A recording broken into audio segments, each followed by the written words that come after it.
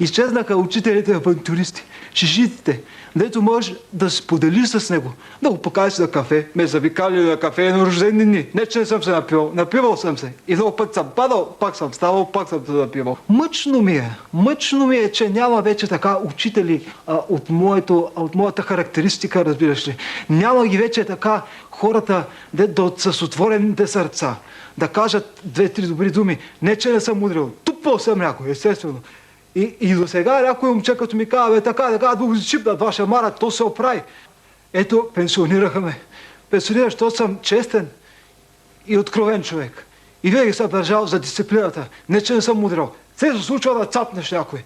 Но аз никога не съм спестявал. Пък като среща, да рече директора, съм си мислил да му кажа чукундури. И съм му казал, ти си чукундур, казвам. То после хори, рита, фърла по мене разни пили, чукове, триони.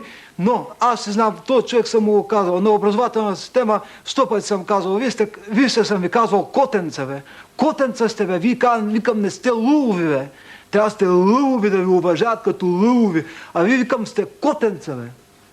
И да, това, че си стоим на село, и си стоим при жената, те пак ще ме потърсят. И до сега ми се обаждат ученици. От Нью-Йорк ми се обади една моя ученичка. А нема кой да ми шибне, викат, ваша мара да ми сплеска бушона, казва.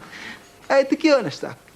Изпрати ми, викам, пари, изпрати ми, викам, поканата, и ще дойдем в Америка, и не само на тебе, че се откършим ваша мара, на кой ти искаш?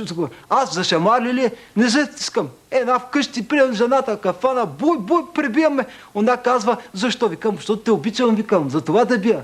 Викам, кучето, като го бия, то знае, разбира и изпълнява, защото го бия, казвам. Те, ако не те бия, как ще изпълняваш? И себе си бия по някой път, както си лежа, си спа, стана, път взема една талпа, път се бия. Тук горе, затова ме е сплеснато. И ме викат по конференции в чужбина, казват, що ти е сплеснато? Викам, защото се бия. И други хора са ме удрали. Не мога без бой. С бой ще се умра. С бой съм се родил, бой ще се умра. Аз, когато съм се родил, майка ми е фанала едно, разбираш, джезве. И джезвето тук по главата ме е праснала. Аз затова съм си станал учен човек и съм преподавал. Въобще боя, той изгражда. Той не да разгражда, той изгражда. Сега не ги бият, сега само мъмре. Не мога да мъмреш, брат. Не можеш. Все едно Хана Спаруха да мъмри. Не. Все едно Симеон да мъмри. Разбираш ли, войниците, кога са се били на шипка, разбираш ли, горе, на колокотница. Аз сапун, колко пъти съм му казвал, викам, ти дай, викам, 2 кила моркови, пък после викам, мини в Сърбия. И ми се обади по телефона, защото казва жена ми, няма салфетки. Викам, няма, защото едното не може да се измери с другото камионче на детето, което му купих за Нова година.